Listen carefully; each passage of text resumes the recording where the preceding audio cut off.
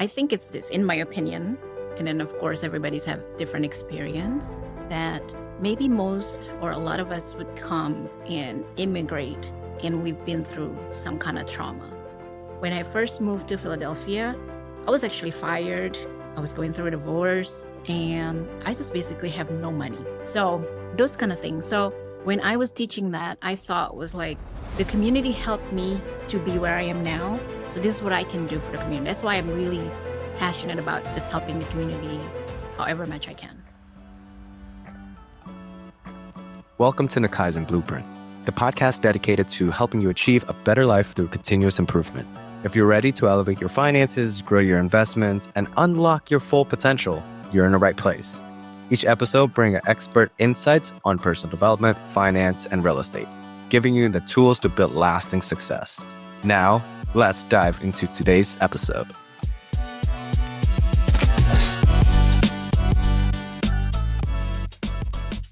Sinta, how are you? Welcome to the show. I'm good. Thank you for having me. Absolutely. The past month, it's been an eventful month for you. Yes. Tell us more about that with the Gapura, with the Indonesian festival, the Daun fashion show. Tell us more about that experience. So August is, for those who don't know, it's a Indonesian Independence Day celebration. Usually we celebrate in Indonesia on August 17th.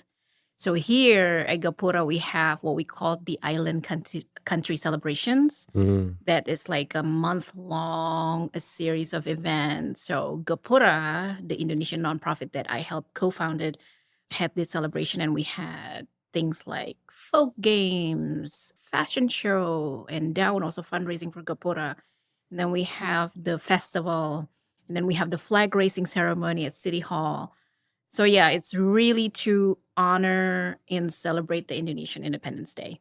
And did we always have that in the past year in Philadelphia? Yeah, I also helped, I think in 2014, I forgot, but the first ever flag raising ceremony in Philadelphia. So we always have that, and then we stopped during the pandemic. So we always have that. So now, because I'm a part of Gapura sort of organizing it, but everyone's invited. Yeah, you mentioned about 2014. Take us back into how you first got into Philadelphia. I know you came from Indonesia, but tell us more about that transition. How was it, at least the first few years, and how you came to be about today? Yeah, so I didn't live in Philadelphia at first. I live in Delaware, and then life changes and transition took me to Philadelphia. So in 2014, I got more involved in the community. And then at the time, there's a group that is called the Indonesian Diaspora Network. Then I was a part of that. And I think that was the first time ever I helped plan Pesta Rakyat, or the People's Party, right? Actually, it was an Indonesian festival in Philadelphia. That's how I got more involved, and then became community leader, and then just do a lot more deep work in the community. Why hasn't that been established from 2014 and before that in terms of community organization? Did you see there was a need for that, or was there an influx of more Indonesian coming into Philadelphia that is much needed now? That's interesting. I'm not sure, because I moved to Philadelphia around 2012. I know that the Indonesian community moved to Philadelphia around 1998, 1999, after the financial crisis that happened in Indonesia. And also a lot of the folks who came, they were Indonesian of Chinese heritage also. Mm-hmm. And they came seeking asylum because they were targeted during that financial crisis. And then there was a riot that happened in 98. So I know definitely there was a need. And I think the Diaspora Network sort of being the hub for people to just get together to celebrate culture. And then I think at the time also just discussing certain issues in the community. Got it. Tell us more about the culture in Indonesia, and what brought you into bringing that culture in Philadelphia with the company that you currently own, with the dancing company.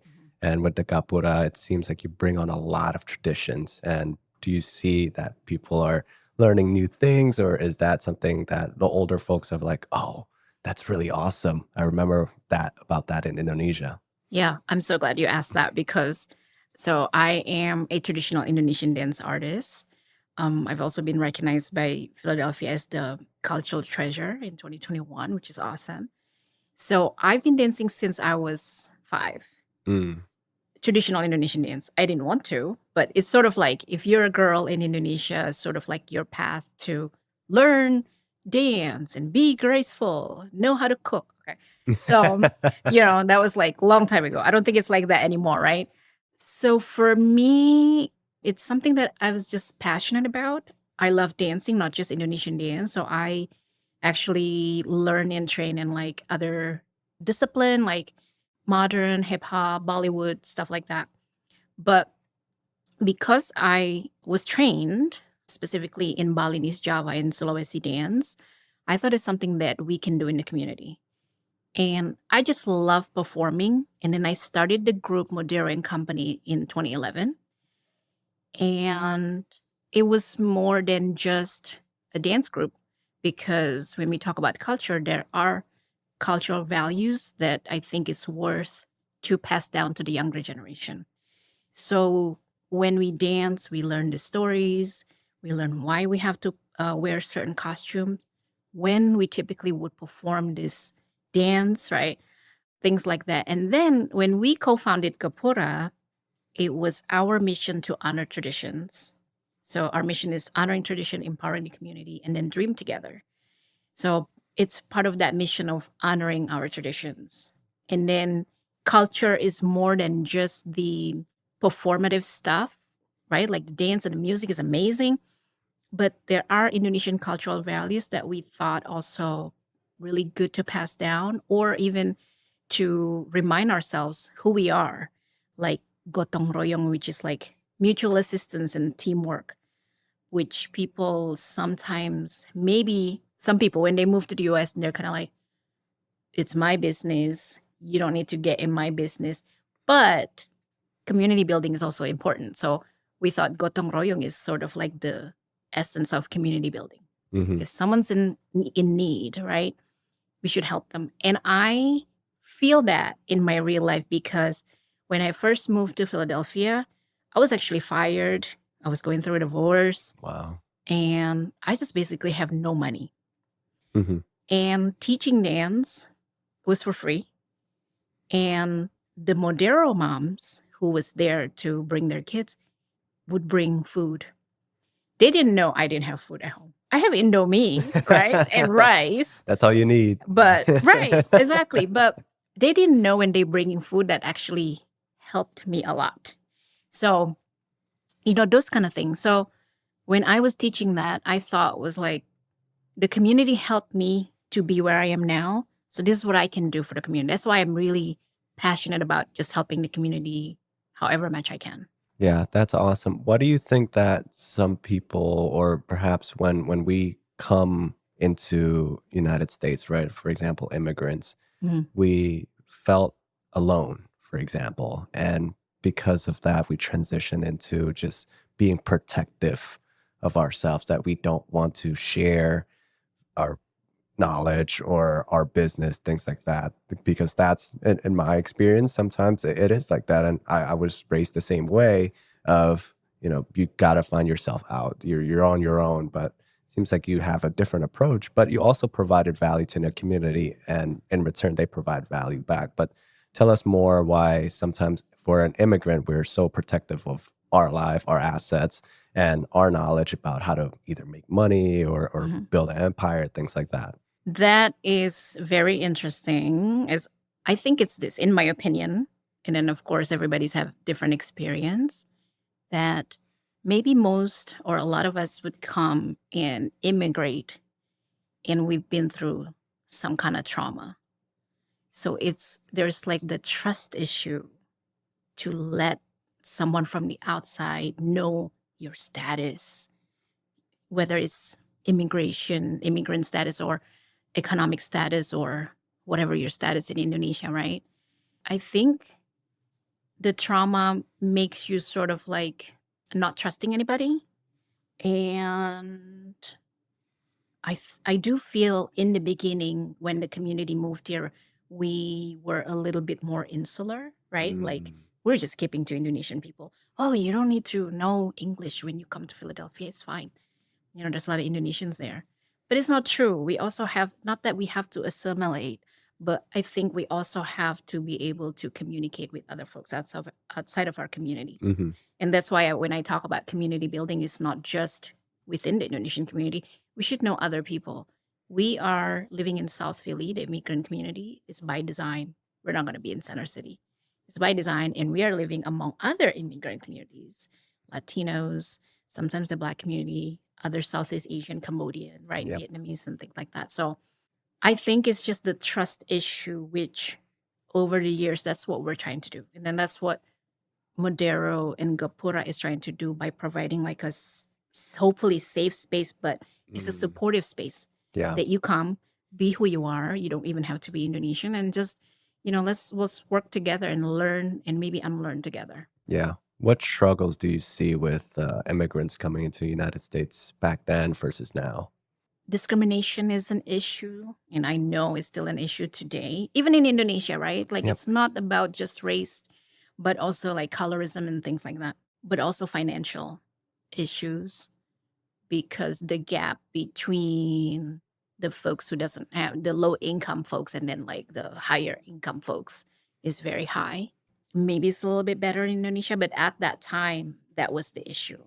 And then I think right now, even now, we see the surge of Indonesian folks coming to Philadelphia looking for work because Mm. they think I can earn $15 an hour here versus in Indonesia, that may be a whole week, Yeah. right? Yeah. Yeah, and it's crazy the difference in currency. What we make in a Yeah. day is what probably Indonesians are making in a Yeah. month back home. Yeah. And I see a lot as especially working in the service industry. Back then, I met a lot of immigrants who came here by themselves, either like Hmm. fathers or mothers, and they work really, really hard. And I think 90% of that money goes back home. And it's Yeah. it's a struggle. And I see a lot of immigrants, especially the older ones, that want to support their family back home to do that. Have you seen a same similar pattern? Still similar pattern. I think those folks who came in 98, 99, they're now like 60, 70 now. Mm. And some of them are still here and still doing that, still sending money to Indonesia, right? And we do see more younger folks, and a family would come. Like they would bring a whole family right now to come and think, like, you know what, maybe we can work for 6 months. And then some folks stay for 6 months and some would leave after 6 months just to make that money. Hmm. Um, so yeah, I still see almost the same pattern, which is very interesting. Maybe something that is worth researching. Like, why is that? Yeah. Do you think there's a lack of financial literacy with immigrants? Examples? Are we talking about like financial literacy here in the Yeah. US with Yeah. like credit score and all that stuff? Absolutely. I mean, I felt like I know nothing when I came. I don't know anything about credit score. I thought it's like, I have money, I have a job. I can just get a credit card or I can just get a car. That's Yeah. not the case, right? Or a Yeah. house, which is, it's not hard. But if you fall into these traps of like Hmm. debt, credit card, maxing out your credit card, you didn't know that in down the line you can't really get a house Yeah. because your credit is like a mess, right? Yeah. Definitely. I think especially for new people and not just immigrant, I feel like second, third generation of immigrants, the young people definitely needs to know. Unfortunately, there's nothing we can do with the systemic stuff, Hmm. but we need to learn it. And then how do we find that? Not the loophole, but like how do we find it so then we can be successful together, you know? Yeah, Yeah. I think it's the lack of education, especially when I was in school. We only did one personal finance class, which Hmm. is something that I truly enjoy. But other people, it's like, hey, I don't really care about my income. My parents are giving me allowance, things like that. But it's really, really crucial, and especially for us immigrants, we usually, live in a house with other people, Hmm. and then we work, long hours, maybe minimum wage, and sometimes it's really tough to grow on that. There's videos on YouTube that even if you make like minimum wage, it doesn't really allow you to live. Sometimes Right. you're in more debt, and then you take out more credit card debt, Right. and obviously there's a snowball effect of growing into poverty as opposed to growing your wealth in in a world where you think there's better opportunities. Yeah. And our parents also didn't teach us that. Yeah. They also need financial literacy, right? But in Indonesia, we don't know anything like that. I think this day maybe is a little bit different, but we only know what we're taught. So then I feel like even like my students at Modero, like I hear some things like that, and they only know what they learn from home. Hmm. So if nobody's at home talking about credit score or nobody at home is talking about savings, something as simple as that, they're not gonna know about it. Even something as simple as putting your money in the bank. Mm. And we hear like crimes during the holidays because a lot of people know Indonesians carry a lot of cash instead of going to the bank. And that's one of the things that Gapura does, right? Helping people to open their bank account because Mm. sometimes maybe it's a language barrier. Mm. And they're like, oh, I don't feel comfortable going to the bank. Well, we're going to take you. It's free. We'll take you and help you open a bank. Make sure you have these documents. So that way you don't have to walk around with like $1,000 in your pocket every Yeah. single time. And sometimes those banks actually give $200, $300 for Yeah. you to open up your bank account. So Yeah. you're already having free. Obviously, there's some, stipulations, and you have to Mhm. follow certain rules like automatic deposits for X number of months in order for you to qualify to get that $200. But it's Right. still free money Yeah. regardless. And I think that is important. What do you think people put cash in a bank? Is it because they're so scared of giving that cash away? Is it because of the kind of the protection mentality, the trauma that like I don't want to give my money to anybody else? Something like that. And then sometimes it's just maybe they're undocumented. And Mm. then they feel like if they are signing up to open an account, they're in the system. Hmm. But that's has nothing to do with, immigration and bank has nothing to do. Even the police are not supposed to have immigration documents or things like that, Mm. right? So again, going back to educating our community. Yeah. So if let's say I'm an immigrant from Indonesia, let's say I'm in between 25 to 35 age range, and I'm Mhm. coming to Philadelphia, obviously for a better opportunity. For whatever reason, I choose Philadelphia. What are like the first three things I should do first? Oh, there's a lot. So it depends. So my thing is, if you're going to be in Philadelphia or anywhere, maybe in the US, you definitely should report that you are in the US right now to the Indonesian government. That is not like nobody needs to be scared to do that because if anything were to happen to you, then they have your record. Someone gets sick, and we deal with this all the time. Someone gets sick, someone, passed away. Sure. They can help with funding, sending your family information, stuff like that. And then the second thing is definitely networking with your community Mm. because your community, word of mouth is super powerful in our community. We even have a WhatsApp group with like 1,000 people in it. Wow. So if someone say, I just arrived and I need housing, and then someone may pop up 2 hours later and say, there's a room for rent. There's a job at a deli. Um, so don't be afraid to ask questions. We have amazing community leaders in the community who can help you, from pastors, not just religious leaders, but we have other folks who can definitely help the community. So don't feel like you can do everything on your own. Mm. Just talk to people. Tell us more about the community that you built through Gapura to Modero and other Indonesian kind of community as well. How was it like before, and what changes have you made now? So Gapura's been around for 2 years, and the people who co-founded Gapura are not strangers to the community. Mm. Like we've worked together maybe 15 plus years in different capacity. Before Gapura was founded, we worked together during the pandemic to give care packages and stuff like that, right? So when we built Gapura with our missions, it's important for us to make sure that we always empower the community. Mm. So it's not Gapura telling people what to do. We want people to tell us, what do you need? So that's how we build it. So we try to involve as many people as possible. That's why we have the WhatsApp group Hmm. that sometimes can be overwhelming, because imagine 1,000 people and not all of them would post something, but they would post just different things, right? We believe in inclusivity. So it doesn't matter who you are. You don't even have to be Indonesian. You can join us. We have a community space that Mm. can fit 30, 40 people on Broad and Tasker. As far as like empowerment, anytime we receive funding, anybody involved, we compensate them somehow. Mm. Like it can be money, it can be they receive some kind of merchandise, they receive some kind of gift cards or something like that. So that's how we involve the community. And also not just the community, we invite community leaders from our own community to come in and say, here's our space, use it however you want to use it. And then, people use it throughout the years. We even have the Mexican community use our space for their prayers like every Okay. Thursday. So that's how we build community. It's about the people, it's not about us. We hold listening sessions with youth. And Mm. also, a couple years ago, we invited Iwan, the owner of Pandawa, the Hmm. grocery store, Yep. and say, you were one of the first people here. Come and talk about how was that?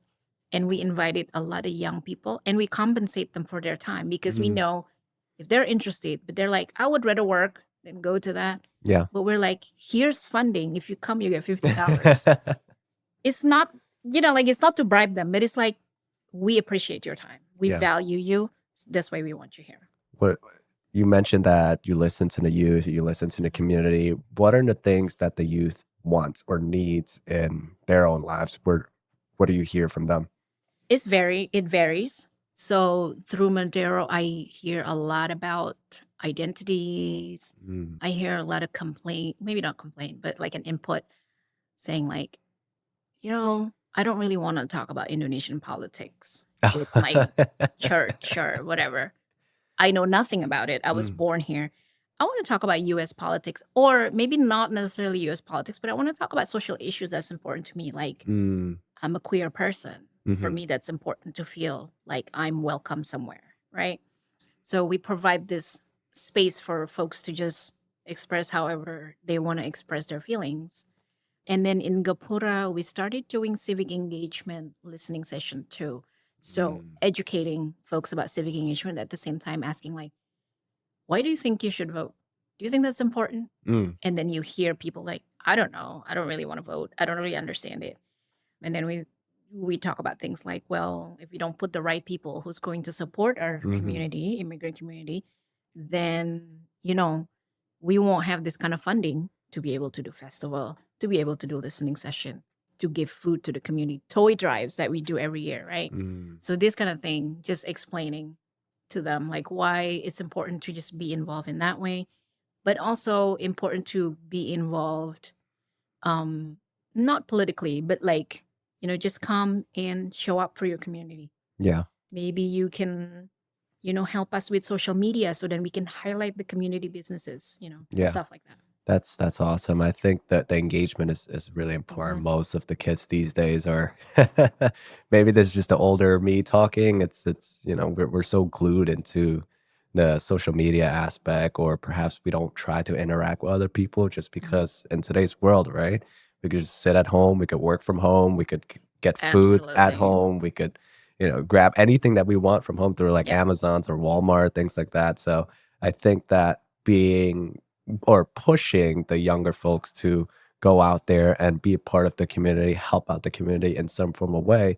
When I first started, the first thing that I thought of was not really Gapura, but it was like church, right? That Right. was that was my way of showing up and be around Indonesian people, because majority of the time when you go to school in the US, you have, diversity of people depending on where you go, but majority of it's like white people or black Mhm. people. It's not necessarily like your own kind, because obviously you're not at that home country. So to take initiative to be involved in that community is really, really important. And I think from because I organize events myself for my own real estate like groups and things like that. when I first started going out to these events myself, I was like, I don't think they need me. I don't think I'm important. But then when you Right. switch role of you're an organizer, it's like I really want people to show up. And Right. that is the most important thing about a community organizer, Yep. that you see other people show up, other people mingle, other people providing ideas, and you're just, like, damn, I really created this. I'm pretty sure you felt that the past month, right? Definitely a community effort. And hosting an event is really hard. Mm-hmm. And then you see me like saying a couple of things, hey, we're doing this thing, show up, it's really hard. And it feels good when people decided to show up, right? Especially that festival. Yeah. Our community is so unique because when we do something like a ticketed event, that's the hard sell. Because I feel like they're not there. Mm-hmm. For them to be able to spend money for a ticketed event like that, even though they want to come, they would rather spend that maybe on food because the needs is different, right? Sure. And coming to a festival, it's easy. Just show up. Maybe you spend $10. Maybe you spend $100, right?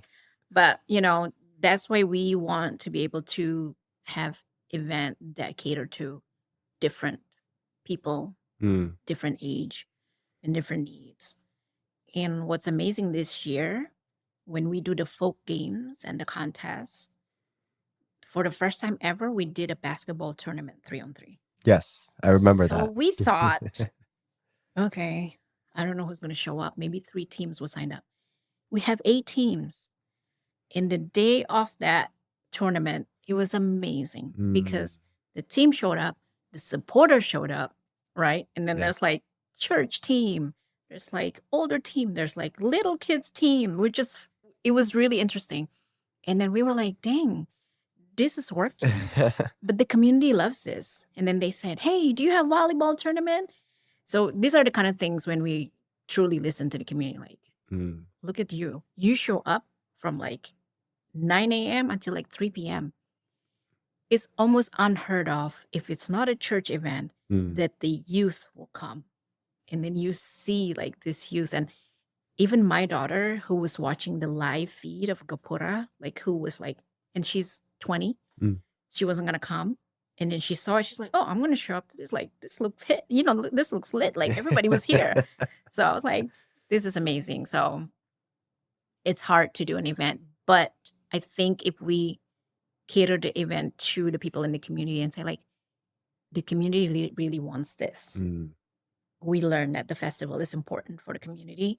And then we learn, like, the tournament, just building, like, positive Yeah. energy and health and stuff like that is pretty well received. So How was your first event?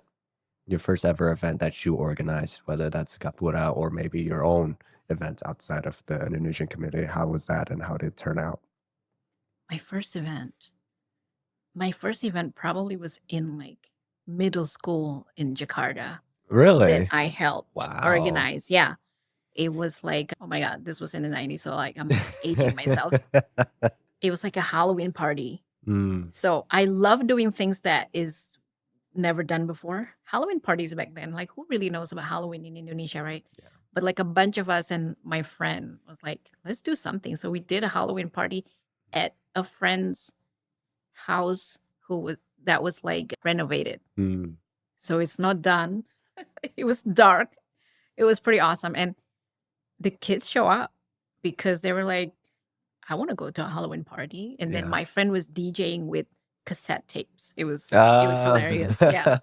Yeah. So, like, I just love doing something, but doing something with a purpose. Like, Mm. when I plan event, why am I planning this event? Not just to have a party, which I love going to a party too. But, when I do something like this, it's like, what's the mission? Who's going to be there? Like, it's pretty well thought out. Yeah. And what have you learned along the ways of building events, especially maybe that small Halloween party? I'm pretty sure you have a ton of events in between then to now at the Indonesian festival. What are like your biggest takeaways when it comes to creating events or building maybe yeah, just creating an event in general? I think networking is super important. And then when I mean networking is I need to show up at other folks' events too. Mm. And then if I don't know somebody, how am I going to be able to say like, oh, come and then be a sponsor, how, like sponsor something, gift card or whatever. I think it's just that building that relationship when you plan events is super important because the personal touch Mm, is different because I don't know if you remember this or if you even used Facebook like 5 years ago. Facebook events was a hit. If you see 100 people say they're coming, 100 people is coming to Facebook. mm, Nowadays, it's not. yeah. People can just click interested, but they're not. Doesn't mean they're going to show up. Yeah. But when I send that personal invite, like to you, to other friends, like, hey, please come support this because this is important to me. That's what makes a difference in an event. You're reaching out to like hundreds of people if that's the case, right? Yeah, sometimes. So I do group text sometimes. So Okay. like I have a group text of like my Asian American community leaders, right? Mm, Outside of the Indonesian community. Then I have like city people that I know. I mm, send them too. Like if I think this would be a good fit, I'll send it to them. So I have, like that's why it's important, right? I talk about networking, like relationship building, not yeah. so much community building, but the relationship building is super important to me. Yeah.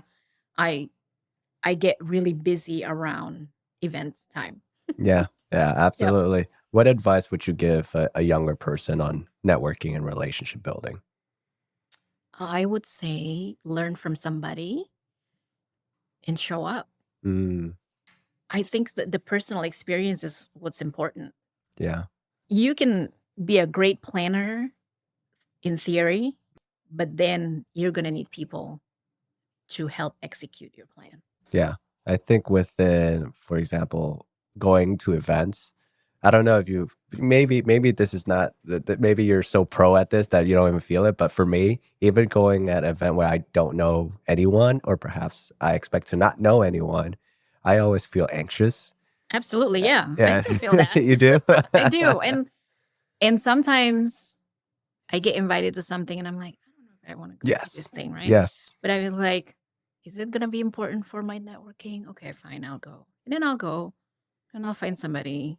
I do push myself, even though I'm a performer, Mhm. I'm not a small talk person.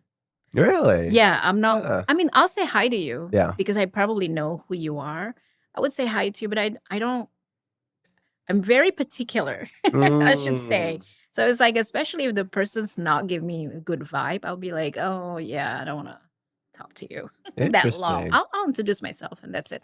But yeah, I do push myself and get out of my comfort zone to go to these different events because I thought, okay, I think this would be good in the long run. Yeah.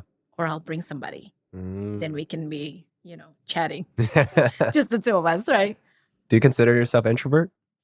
I think I am somewhat an introvert. People think I'm not because I perform, Mm.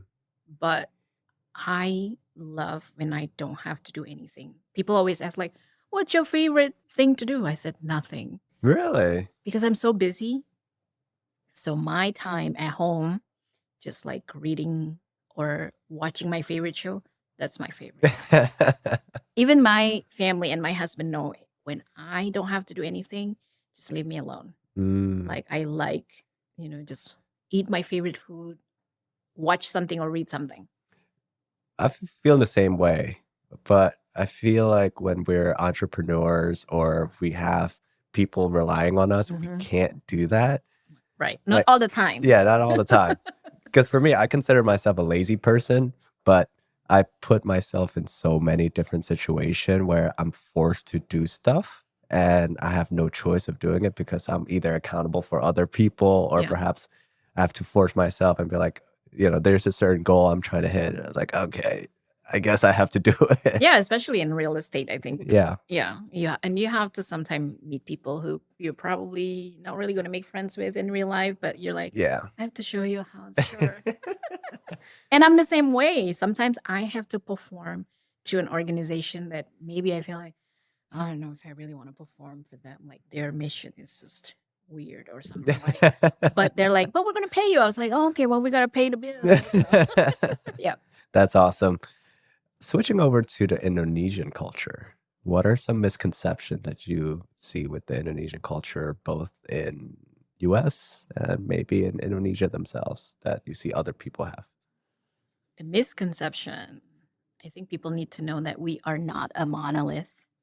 Like Indonesia is not Bali or Java. It's bigger than that, right? Like over 17,000 islands. Yep. And that is what I love to do. And I'm not from Bali or Java. I'm actually from Sulawesi. Like I'm wearing my island necklace here. That's a part of living in Philadelphia that's funny to me because the joke is if you live in Philadelphia, your English may not get better, but your Javanese will get better. There's a joke that people say that in Indonesian, right? Like That is true. "Yeah." Most people speak Jawa here. Right. And I do understand. And I do have relatives who are Javanese, right? Like mixed Javanese and Pamonian. But I think that's the misconception also. Like people also don't understand that just because you're from Indonesia, we're not all Muslim. It is one of the biggest Muslim country in the world. So they're always asking that. And then I would have to explain. And then if anything, if you know Bali, then Bali is a Hindu dominant group, right? So, you know, those kind of things. And then I have an issue a little bit with making Indonesian bundled into just Asian Americans because I feel like we're also Pacific Yes, Islanders. yes. I have that Yeah, issue. me I know too. like my Filipino brothers and sisters are like, yes. You know, I feel the same way. I was like, we're Pacific Islanders. Like, you know, we're a little bit different. Yes, we have different what's Skin the word? complexion? Yeah, skin complexion, but we're definitely Southeast Asian. You know, I just have a because people think Asian American is typically more like East Asian, right? Yeah, like Like Chinese. right, Yeah. Japanese, you know. So a little bit issue, but you know, so that's why when people ask me, "Oh, you're Asian American." Yes, I'm Indonesian. I always say it. Like I put it out there. Yeah, Yeah. I just made it easier because Pacific Islander people might have that misconception of, oh, you're Hawaiian, right? Yeah. For example. And Yeah, it's more than that, just yeah, Hawaiian or there's you more know, islands. Tongan. Yeah. Yep. Yeah. I mean, with Indonesian culture, right? What do you bring from perhaps Jakarta or Sulawesi as a tradition from that into your family now? Is there any traditions or values that you brought back from home, or perhaps in the community that you built? Let me think. I mean, I talk about culture a lot. Mm. So in my family, my kids they speak a little bit bahasa Indonesia. Mm. So they know certain cultural values like how you need to be respectful to someone's older than you. Like you don't just call them their name, right? So I teach them that. So when they go to the community and they see someone, they call them om, tante, right? Auntie, uncle, or Mr., Mrs. And the same in Modero in our dance group. Like people will call me teacher Sinta. They don't just call me someone younger. Typically, Mm. don't really just call me Sinta. And usually I don't even have to teach them because the parents already tell them, like, oh, Yeah. this is teacher Sinta, which is awesome. So yeah, so stuff like that. And even in Gapura, when we talk about the community and then if there's issue, we always want to solve things in a kekeluargaan way, which is like a sort of like a family way, Yep. right? We talk about it first. Can we solve it together? Sometimes that's a little bit slower to solve something. But I feel like showing care is important Mm. because otherwise people are going to have a bad experience and like, I don't want to deal with Gapura anymore. They're just so rude and so mean. Yeah. So I just feel like, yeah, it takes a little bit more time, but I feel like it is the Indonesian way Yeah. to do something kekeluargaan, right? And I think that could translate in many other cultures, not to be separated, but to be together and Right. solve issues together, fight discriminations together, for Mhm. example. And that is part of that community.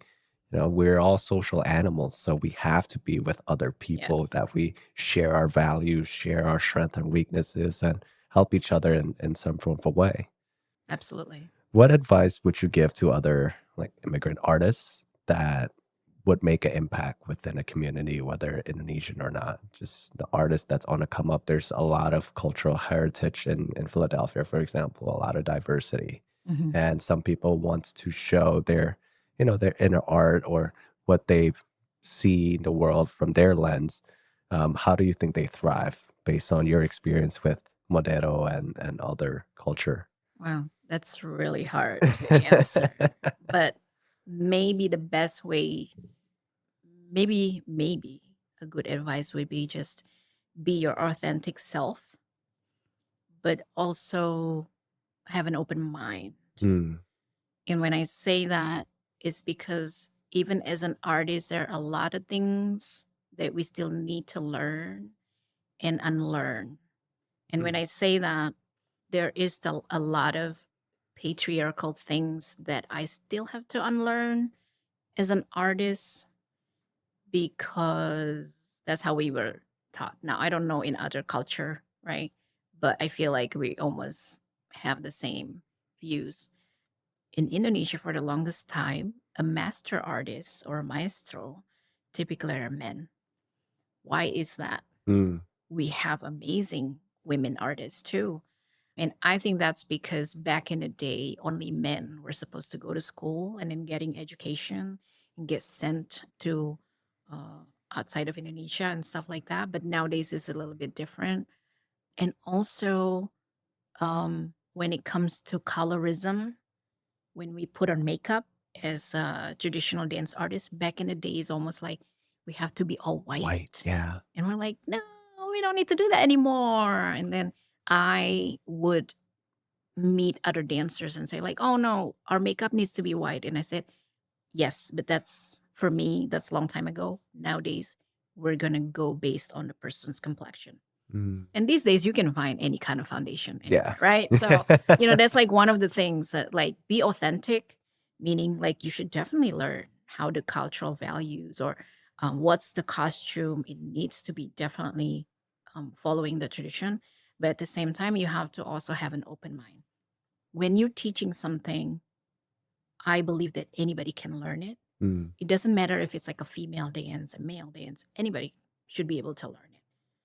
Now, when you perform it, depending on that performance too, it can be a little bit different. But again, if someone, for example, who's a trans person want to learn this female dance, I would never stop it. So that's what I'm talking about when I'm saying have an open mind. mm, Because maybe in Indonesia it's like this specific dance only done by female. But if you come to Madero, you see our dancers is from different identities. And when we have one male dancer who just amazing and moving, hmm. graceful and everything. I let him do whatever he wants to perform because we're not really performing for the kings and queens, right? Yeah. In Indonesia for sultan or anything like that. So I thought, why not? We're in the new world, so why not? Let's have an open mind. Yeah, there's always that stigma, especially when you're in high school, for example, right? Hmm. Just to make it more modernized. Cheerleaders are usually people Yeah. think it's women, Yeah. but there's also men who carries, the women up and Hmm. kind of throw them around and things like that. And when we see like a male cheerleader, oh, he must be, different or Yeah. or he's Yeah. weird or why is he in a Yeah. cheerleading? But they're an essential part of the squad basically. And that goes Hmm. same goal with Indonesia, like or just dancing in general. Like you don't have to be a female. And there's other dudes who are dancing pretty well. Yeah. And as a matter of fact, if you're a traditional dance artist in Indonesia, you actually have to learn the different dances. It doesn't matter if you're male, so that you also have to learn the female dance. Mm. And then if we're gonna talk about getting deep into gender, there is a ethnic group in Indonesia that recognize five genders. Like Five genders. yeah. So in Sulawesi, but not where I'm from, but the southern part of Sulawesi, there's ethnic group that recognize more than five gender. And that's why being authentic is important and then not getting your views and your culture get what's the word like Intertwined. yeah not intertwined but like get polluted with like modern Mm. or more like colonizer views Mhm. because this is how we are, just learn a little bit more. How was our ancestors doing their thing back then? Like, how did they, Mhm. move around? Like, how did they perform this specific dance? Why does it have to be a certain way? Because, Mm. the colonizer or the oppressor say, no, that's, you should Yeah. cover up your shoulder. Hmm. No, like that's not what they said. That's not how it was. So I do a lot of reading. I do a lot of research too. Whenever I go to Indonesia, I make sure that I learn something new, Mm. like a new dance and then a new music piece from the people whose the culture is from, Mm. right? So, I started learning Balinese gamelan here from a white guy who's amazing. Really? Yeah. Oh, wow. And we're still doing that class here. But whenever I go home to Indonesia, I make sure I would go to Bali and then learn from a Balinese Mm. teacher. And like I put the two and two together. So it doesn't mean that I don't want to work with someone who's not Indonesian or just someone who's white. That's not the problem. The Yeah. problem is this person really going to truly teach how the culture is supposed to be? So when you're learning a dance, right? I personally do not dance. I have the worst rhythm of all time. Everybody can dance. But when you're learning to dance, especially new dance routines, for example, how are you able to memorize all that? Obviously, you're the teacher or perhaps one of the head persons in Modero, and you have to learn many different traditional dances. And we have, as you mentioned, 17,000, Mhm. islands and perhaps much more traditions and cultures and dances and things like that. How are you able to memorize, for example, from Bali, from Sulawesi, from many different cultures when it comes to dancing? So definitely practice makes perfect, right? Or maybe practice makes progress. I like that. Yeah, because it's not always perfect. Like Yep, who strive for yep. perfection?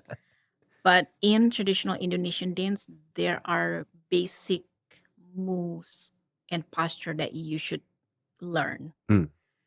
And then once you know that, especially Balinese dance, there are specific moves that you have to know in male and female. And then even in Balinese dance, there is called this bebancihan, which is in between male and female moves that you have to learn. So for Indonesian dance, there are certain rules that once you know it, it's a little bit easier to memorize a dance. Mhm. For other discipline dance, it's really doing a lot of practice, obviously. And for me, is understanding the context or the story of that specific dance, Mm. right? Like I choreograph too, and I have my own original pieces too. Yeah. But sometimes I even forget my choreography. And then my students will say, no, no, this is what we did. And I was like, that's right. And then Mm. going back to the story, it was about this. So that's why the move is this way. So definitely doing a lot of practice. And then also people learn differently. Mm. People learn from watching, people learn from trying. Sometimes talking about it Yeah. helps. Like if you ever see like hip hop class, people like boom, ka. Well, like people say stuff like that because it helps because just everybody just learn differently. Yeah, I think I listened to a podcast not too long ago about why people learn better through storytelling versus just Yes. providing factual information. And I think it was Andrew Huberman. He's a neurologist, and he has his own podcast about how the brain works. It's because the brain learn things from sequential orders.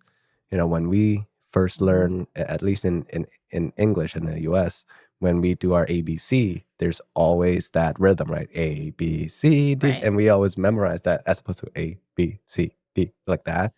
And it's based on what you provided just now, it seems like you learn from the story, like what's Yeah. going on in that culture, what's going on in this particular dance, in order, from the choreography and from the Mhm. moves, it derive back to that story, and that is really, really important. Yeah, absolutely. And then Indonesian traditional dance didn't really have the counting before.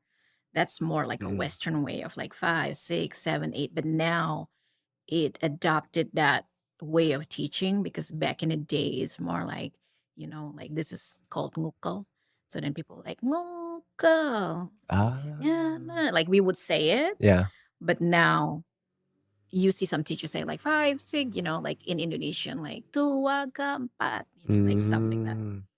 Does Yeah. it help you learn better outside of dancing, like learning new things when because you memorize so many moves, right? So you Hmm. memorize so many stories.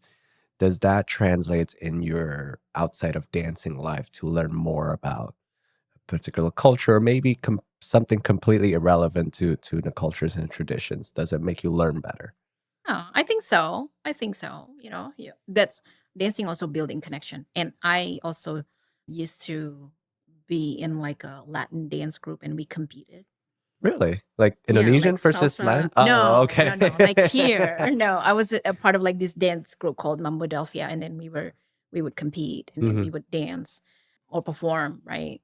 So dancing also, when you dance as a group and then or when you dance with a partner, that's also when you also build more human connection. Is there anything that you've done in Modero that involves like dance competition? Like, you know how break dancing works? It's like one person versus one person. Is there anything in the tradition? This is a more curious question. No, not in Modero. Mm, Have we done competition? I think we've done competition, but it was like a friendly competition. mm, So we don't really have a dance off, right? In Indonesia, there's some social dance that looks like it may be a dance off, but we don't have anything like that. got it. Yeah. So what's next for you? What's your next biggest project? Obviously, you built a community within Philadelphia, and I think you're going to New York to do some dances. But what is the biggest project that you're planning to do, or you're okay with sharing? Of course. Yeah. I mean, there's no secret really. I don't know if it's a project, but my dream next is focusing on regeneration. Regeneration. Yes. And when I say that, maybe specifically for Gapura, is letting the younger people get involved a little bit more and lead Gapura. Because this is also part of the mission to dream together. And when we say dream, we have to dream with everybody, but especially with our future generation, because we're not going to be here forever. Yeah. So the young people needs to say, we need to do this, we need to do that, so we've been doing that at Gapura. And I can explain a little bit how we do things at Gapura, right? Like the three co-founders, and then the two of us are co-directors, and then one person is operations manager. We don't get paid at all. People think we do. We don't. We work voluntarily because we also have other jobs. Our staff, on the other hand, they get paid because we want to make sure that we compensate people. We appreciate their time. They don't get paid a lot of money, but they do get paid. And these are younger people than the co-founders. And I feel like the past 2 years, we are getting closer to our goal because I feel like now they're a little bit more Involved. involved. And these are the people who was like, oh, I don't know if I have the confidence to do this. And now they are. We're sending them out there. Doesn't have to be Sinta all the time going to these different meetings, right? People know me now. I'm not saying that to be like, oh, people know me. Oh, everybody knows you. But I'm just saying that, like, put new faces there, And then so we have Michi, we have Ayu. So we would send them to different places so they know the Indonesian community is more than just Sinta, Aditya, and Irza. There's like these new people. And then we want the new people to lead Gapura. And then we're seeing more of that. So that's my goal, not my personal goal, but Gapura's goal to be able to like, hey, now you guys take it Yeah, over. take the reins. We will be here for you and help you, so guide you and stuff. But Yeah. yeah, you There's guys do this. Yeah, there's something because I used to be or maybe still am part of IBC, like International Bethel Church, with Yeah, right across Pastor, from Gapura. exactly, from Pastor Ferry. And back then we would do these events for the younger kids, and I was one of the people that kind of runs it, like the committee members.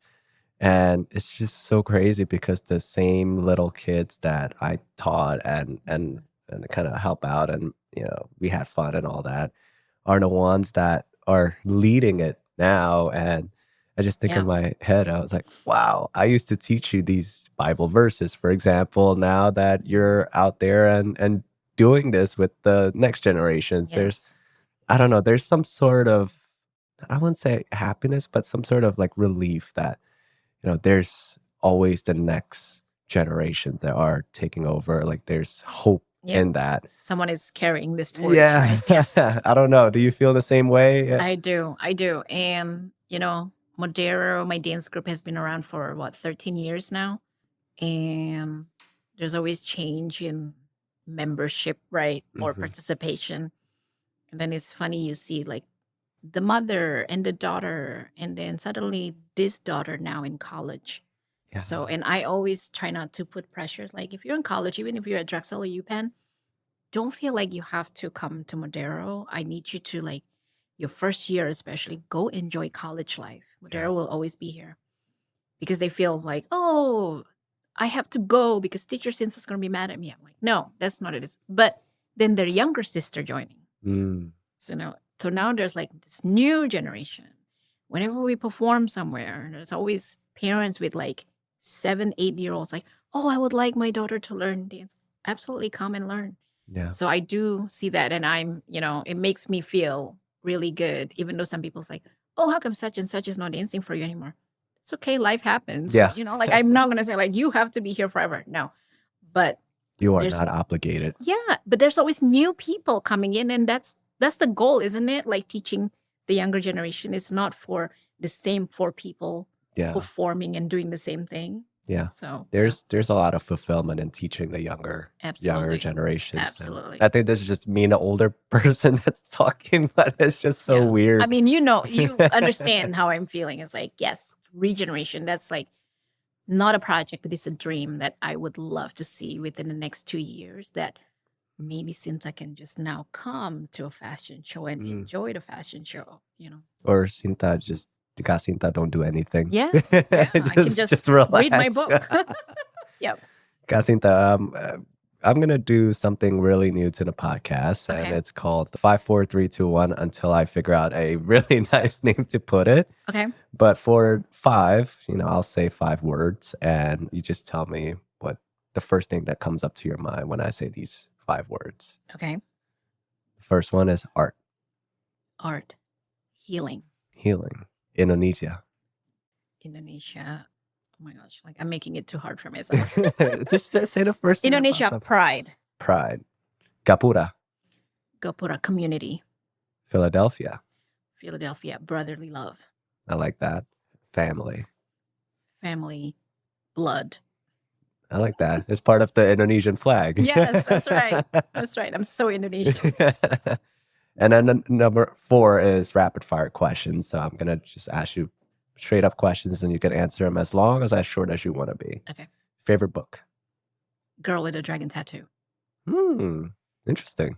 What's one habit that you can't live without? Eating my favorite food. Oh, touche. I like that too. The best advice you ever received? I think be yourself. Be yourself. Favorite Indonesian quote? Favorite Indonesian quote.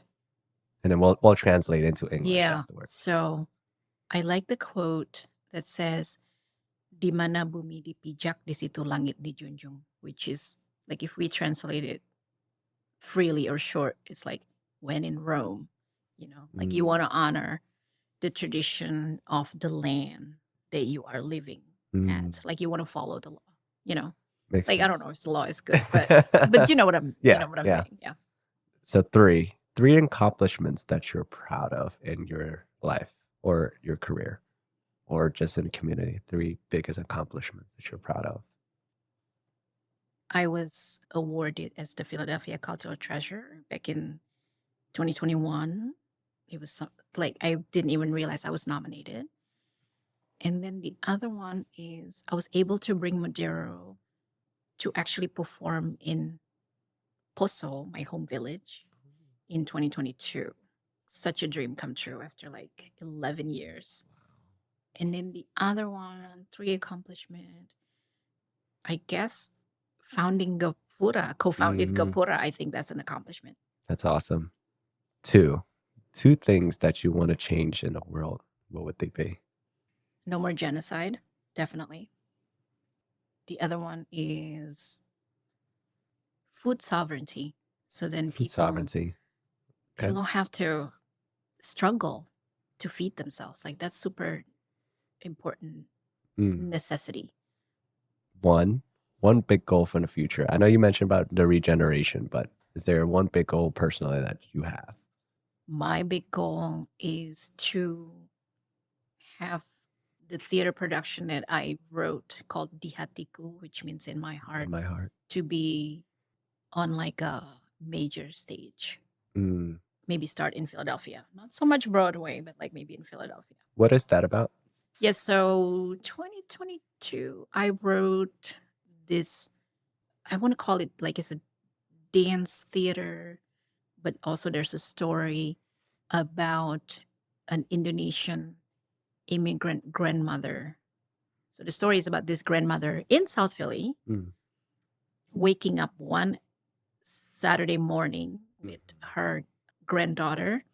And the granddaughter was like, "Oh, I'm curious about Indonesia. I never been to Indonesia. I was born here. Tell me a little bit about Indonesia. So the grandmother tells the story. And then as she told the story came to life. And then there's like Balinese dance, like the grandmother talk about Oh. her story, Indonesian, and talk about her love story. And so then at the end, it was like the mother's wedding. So then at the end, the audience actually got invited to this whole wedding. Wow. Yeah. So we did it. I can send you the link. We did it at Fleischer. Fleischer, okay. And Fleischer helped fund it. I would love to bring that into like a major stage, like maybe Kimmel Center, Mm. right? Or like Suzanne Robert Theaters. So then more people can see it. What's holding it back from being on a Well, main funding. stage? Okay. Funding. So I'm trying to find this money because it was such an awesome project. Whoever's involved was also compensated when they come to practice. And then on the day of the show, that's super important for me. What? And this is more of a curious question. Do you feel as though that they need to be compensated for involving in a choreography that you've created? Like, because I'm part of multiple different groups ourselves, and we want to bring people in, whether that's through performance or panels or things like that. And the first thing that we always think of is we have to incentivize them with money or some sort of value, and it have to be related to materialistic or monetary. But that was just the question that I brought up was, do they need really have to be compensated, or is there any, other value that perhaps joining in your choreography that doesn't involve monetary? Yeah. So in Madero, people do understand that the class is free. Mm. I don't get paid. So they know most of the performances are going to be voluntary performances. But if we do get some sort of honorarium in Madero, I try to share as much as I can. And I don't call it like honorarium for them. I call them boba money. Because maybe it's like $30. Maybe it's $15 per person, right? For Di Hatiku is a little bit different because it's a little bit more intense rehearsal, right? But for Modero dancers, they know that they shouldn't expect to get paid whenever they perform anywhere. Got it. Sometimes, and they understand, and we talk about it, right? Like sometimes it's a voluntary performance. Sometimes maybe you'll get a little something. If we do have to travel outside of Philadelphia, Modero has to be responsible for your transportation. If it's more than 2 hours, Yeah, makes like sense. I make sure that transportation and maybe some kind of snack. Yeah. Yeah. But they understand, no, it shouldn't be about money first, because then you understand people's commitment and dedication first. Then you appreciate the people's commitment and dedication by giving them a little something. And it doesn't always have to be money. Yeah. I've not watched, or maybe read something online that when we're at work, right, there are different priorities that people have. Right. And you would think that it's money. Majority of the time, maybe it is.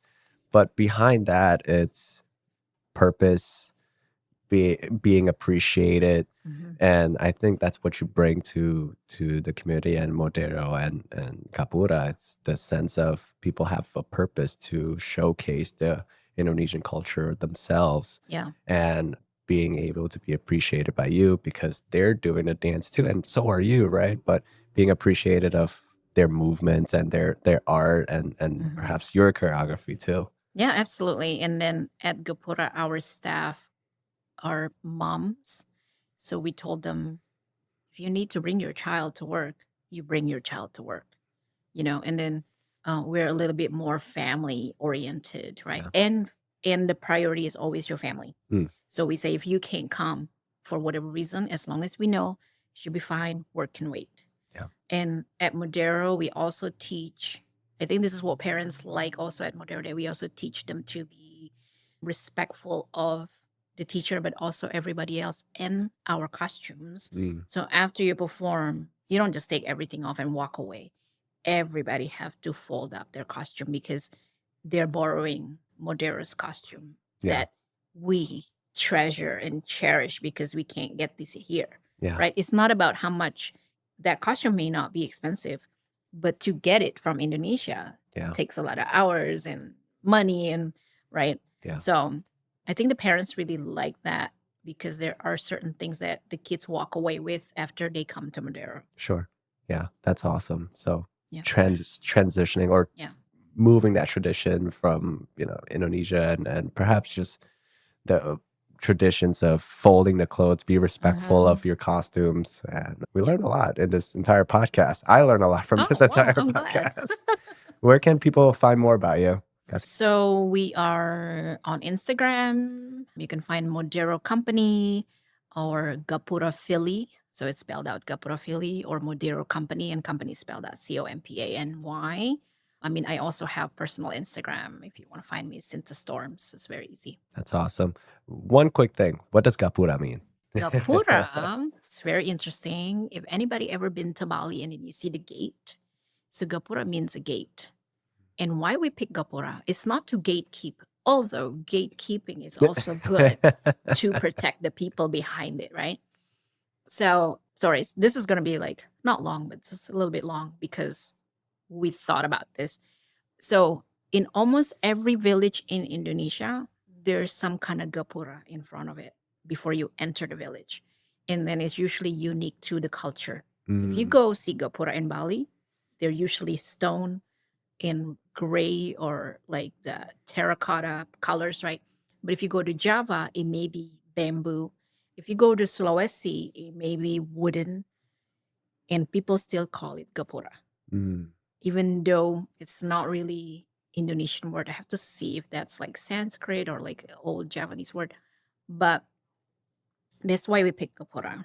And also a gate, you can stand at the gate, you can be behind it, or you can be in front of it, which goes well with our mission, which is honoring tradition, which is like behind us. And then empowering the community, which is at the gate, and then dreaming together, which is beyond the gate.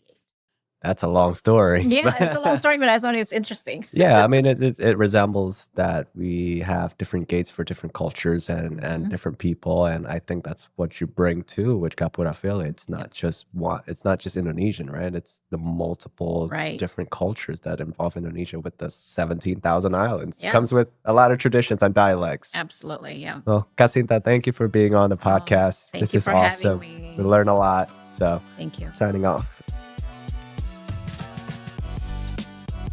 Thank you so much for watching or listening to the Kaizen Blueprint podcast. If you got value from today's episode, be sure to like, subscribe, and leave a review. It really helps us grow and reach more listeners like you. And don't forget to stay connected. Subscribe to our newsletter at kaizenblueprint.com for exclusive insights, resources, and updates. Keep striving for growth, take action. And remember, small, consistent improvements create massive impact. See you on the next episode. Peace out.